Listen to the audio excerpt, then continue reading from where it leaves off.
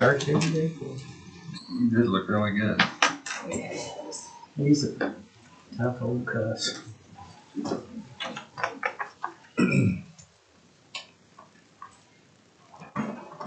All right, it's 1 o'clock. They won't be here. Oh, okay. He's in DC and they're at CODA. So Is there any way we can take advantage of this? we can work off the agenda as it. Yeah, Emergency meeting. Yeah. you were in budget talks, maybe. We need to transfer $4 million from the sheriff's office. You ready? Good. Okay. I'll call this meeting to order. This is the Tuesday, February 6th regularly scheduled meeting of the budget evaluation team. Notice the meeting was properly posted on February 5th, 2024. Item number 1, discussion possible action regarding the minutes of January 9, 2024. Motion to move the minutes. Second. Got a motion and a second to approve the minutes of January 9th. All those approved, say aye. Aye. Aye. Any opposed?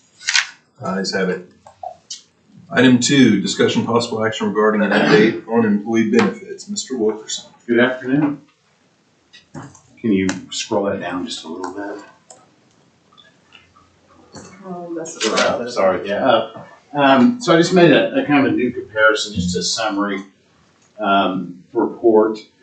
Of course, this is this fiscal year. This is last fiscal year. This fiscal year on medical, we received medical claims in 1 week increments, and that's what we pay them as. This week, this fiscal year through this period, we paid 31 weeks of claims. For the last period, last fiscal year, we paid 30 weeks of claims, so we paid 1 additional week of claims. We're down about 3% overall in medical, which is looking good.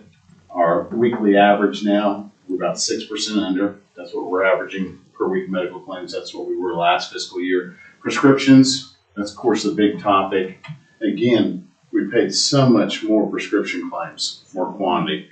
We paid 37 weeks of prescription claims to date versus the same period last fiscal year. We paid 30 weeks. We're way ahead in paying claims, way ahead. We're averaging 8% over, but that's with almost 2 months of more claims paid. Just our weekly average for prescriptions is 198. Last fiscal year at this point, last fiscal year we were at 226. So we're running about 14% under just on the weekly claim average. If you look at all the claims that were incurred last fiscal year on prescription plan, that was a weekly average 244,000. If you take that compared to where we're at now, 23% less. Now, last fiscal year from February to June, the prescription claims really ramped up, and that's what caused the bulk of our costs last year. So you can see it was 277,000 per week from February through June, so it really ramped up towards the end of the year. So 40% under currently where we're at the average for February through June. So everything's looking really good. I actually compared two other figures. This might be confusing, but I want to explain this. Incurred since 7/1, that's when we made the change, or the retiree change. So the claims that were incurred since 7/1 were averaging 190,000 per week. So compared to all the ones that were incurred last fiscal year, we're 28% lower. And then since we made the change to Affirmed RX, we're averaging $182,000 a week. So that's versus the average last fiscal year claims incurred were 34% under. So a big change, noticeable change. Medical and prescription combined, we're about 1% over where we were last fiscal year, where we're seeing really good changes in the prescription area. Since we averaged so much from February to June, this should really impact this going forward. We bring it lower. Reimbursements received back to the plan. We're under where we were last fiscal year, really because of those COVID claims that kind of threw everything off. You know, we had a big impact of COVID there, and we're already over where we budgeted to date for COVID reimbursements. We're at 366. RX rebates are looking good. We received one. It hadn't been allocated in Munis yet, but 1.9 million versus 1.6 million in the prior period. So really that COVID claims puts it off, but that's kind of a one-time deal. You know, that's not going to be an ongoing expense. Net paid claims, if you include the reimbursements, are about 9% up, but overall the plan is doing excellent. Prescription plan is trending down, medical plan is looking good, in a way better place than we were last fiscal year. So that large prescription rebate check that was lost in the mail from CVS, we did get it. You said it's not in Munis yet, but it is listed here on your sheet. Yeah, so I think Albert still has to do a month-end process they do every month that allocates it Munis. So it's not showing up, but I went ahead and added it there. Same thing with the December COVID claims. I went ahead and added those figures. But once they do month-end, they'll show up in Munis, so we can use those funds. And then we got January COVID claims in, $54,000 claims compared to December, $73,000 compared to November, $143,000. So we're trending down in our claims incurred related to COVID.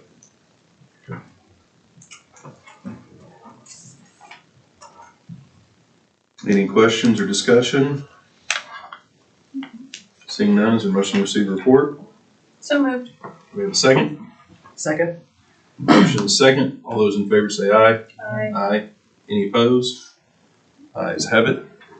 Item 3, discussion possible action regarding any item. I'm just curious on the self-insurance related to the lawsuits related to the jail trust. I wouldn't expect anybody to have information about that, but I'd be curious next time. Know how that's going, because when we voted on recommending some money at the beginning of the fiscal year, they said that was for half the fiscal year. They thought so, unless I'm mistaken. I'm curious if there's any expected additional requests coming the second half of the fiscal year. I'm happy to look into that. Yeah, that's fine. I just was gonna raise that. So, Yeah, we won't, unless you look into it and you think it's gonna I think we're warrant okay. an agenda item of itself, then let's get together to get that on there. Sure. Otherwise, your update would be sufficient just on going over the watch list. So, okay. And of course, if you do go through it and you see something that's just absolutely helter-skelter, let me know and we can schedule a special if we need to. But, okay. All right, item 4, discussion possible action regarding the budget process calendar for FY 24-25. Everybody had a chance to take a look at it. Looked fairly standard. The dates seem similar to what we've done in the past. I think everything looked good. Is there a motion to approve this calendar? So moved. second. A motion is second. All in favor say aye. Aye. Any opposed? Ayes have it. Item 5, discussion possible action regarding adding the anticipated temporary relocation of the first floor county clerk preservation center to the BET watch list. Jason? Thank you.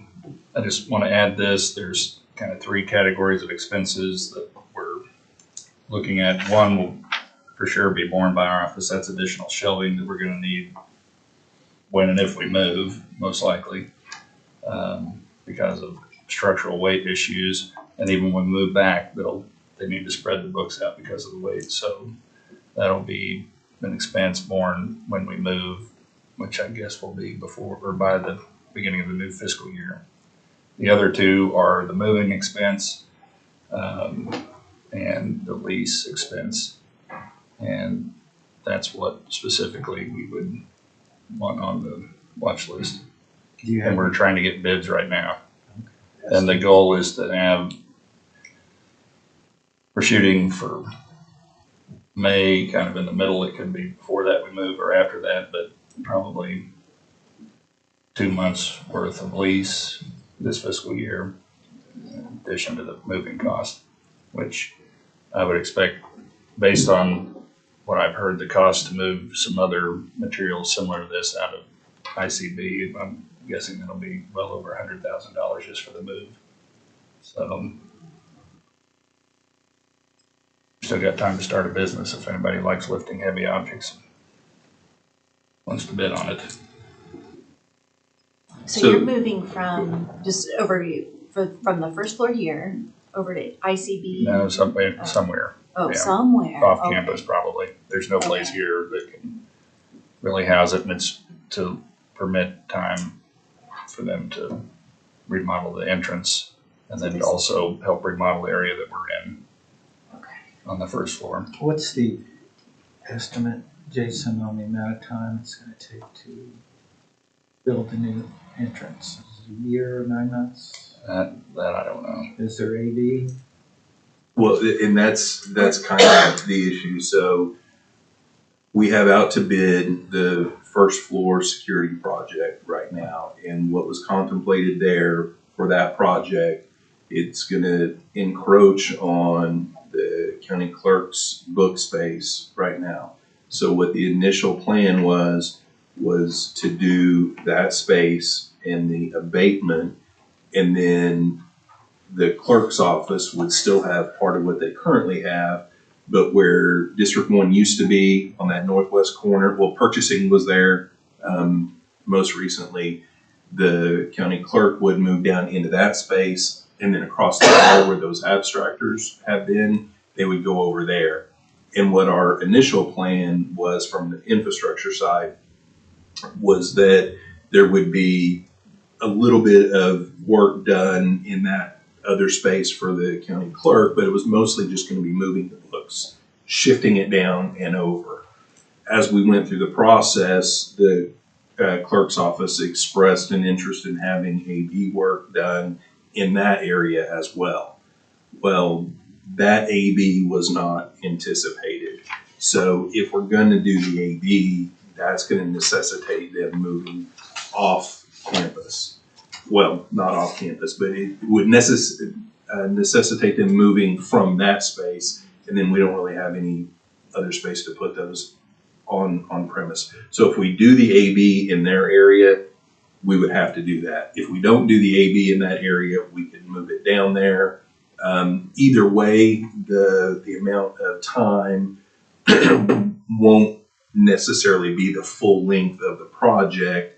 It's just through the asbestos and getting through part of that project. Stacy's told us though that within the last, this calendar year, that we thought it was because of the asbestos abatement, but that we'd have to move anyway, whether we did that or not, because the HVAC. Yeah, that was. And I don't know if that's still the case. It's not. Okay. There's been some more discussions. Okay. So the HVAC, there's two separate HVAC systems on the first floor. One that serves the jury assembly area and emergency management back in that space, and then the rest of the first floor. What we thought initially that we're going to have to do is just the only heat and air down there would be the jury assembly space. Well, and then the rest was just going to be no heat and air, and that was going to be problematic for anybody down there. It's not just the clerk's office. In the old snack bar, we've got the sheriff's office that we're building out some space because they're going to be limited on some of their space while Krause is going through a reno. And then the DA moving over to leadership, they were going to have their cash cage moved down there as well. So we were thinking that we were going to maybe have to shift all of that out of here. Well, upon further review, it appears that part of that hallway that would encompass the sheriff's space and the DA cash cage, there's enough volume from that other system to be able to serve those. And then the area at the end, if it was decided, if you guys didn't want to do the asbestos abatement, or if it didn't work out, whatever, we could do a temporary heat and air setup similar to what we've had to do over in the courthouse for Commissioner Vaughn's space for a little while. There's some temporary options that could be approached.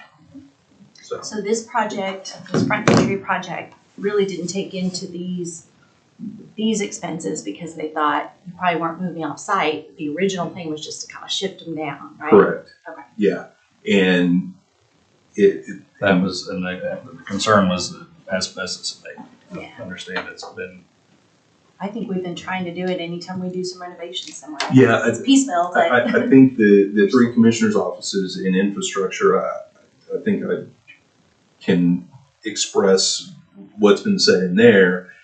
And that's, if we can do it, budget-wise, timing-wise, we don't want it to impact the security project. We've got to get that done. But if we can fit it in budget-wise and time-wise, that's what we would prefer to do. It's just a matter of figuring out those expenses. The AB is going to cost $300,000 more on top of what was originally anticipated for that project. And the cost of the project, it's anticipated that there may be a $700,000 shortfall there because of cost increases over time. So Now, the entryway is ARPA money, is that ARPA? Yes. project? Yeah. But it was budgeted at, at a certain amount. So we're gonna have to come up with, $300,000 more for AB work plus potentially $700,000 for the cost increase for the project. Hopefully not. Hopefully, it comes in less. It's, like I said, out on the street now.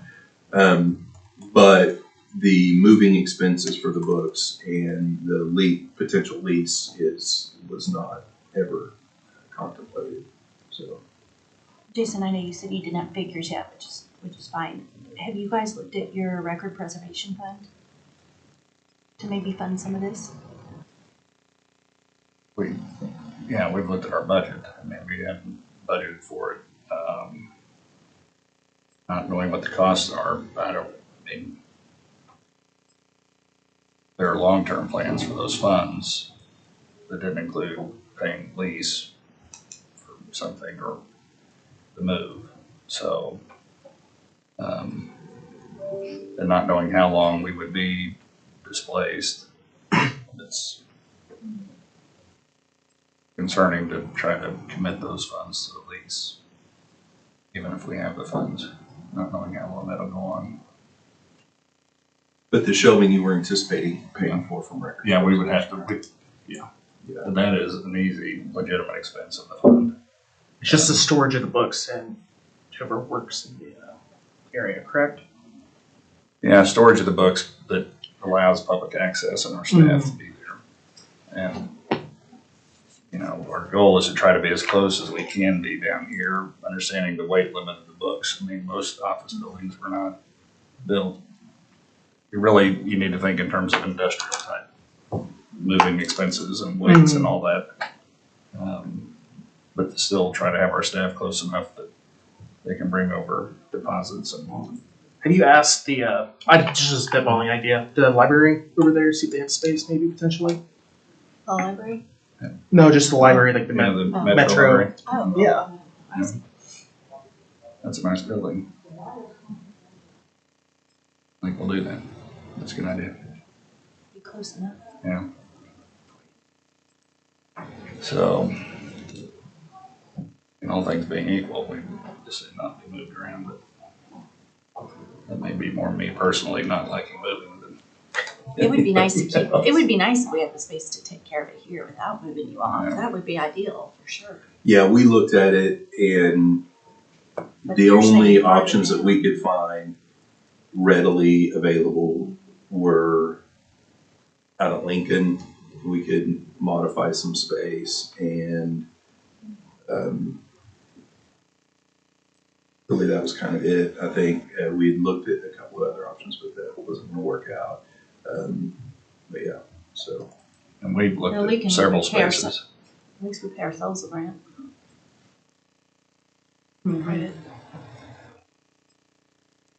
I think it was kind of the space that you guys were in for, 4, 5, 6 years. Longer than Probably anticipated. felt like it. Longer It's just than the lack of anticipated. windows, but Yeah. yes, yeah, that space.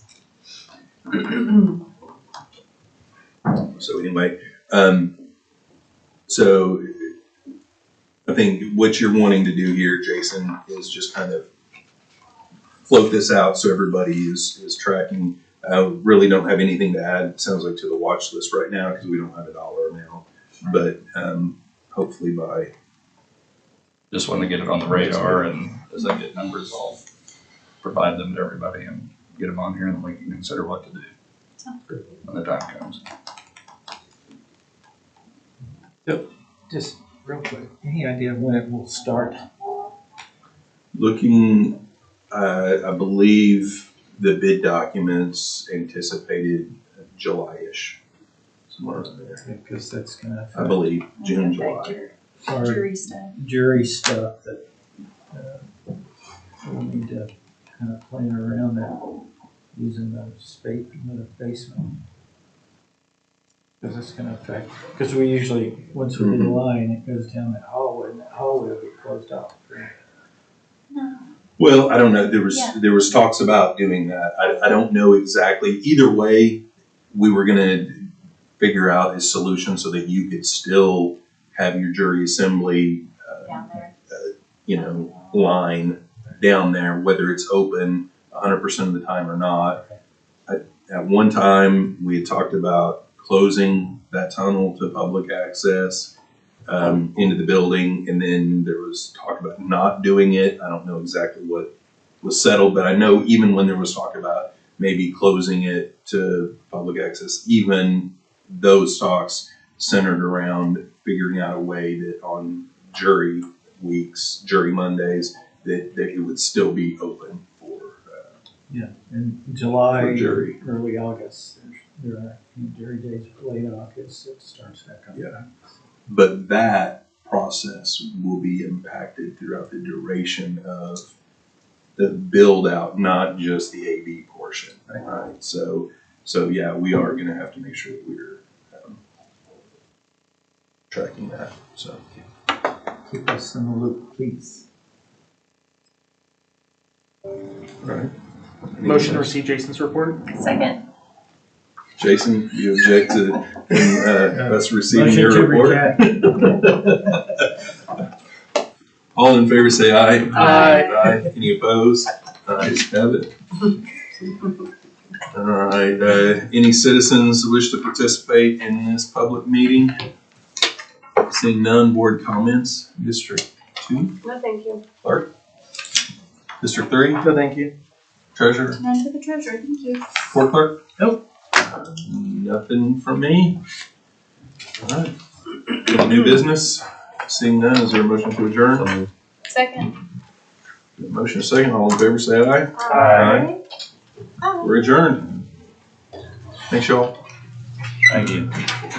Road improvement district. Yeah. Have to be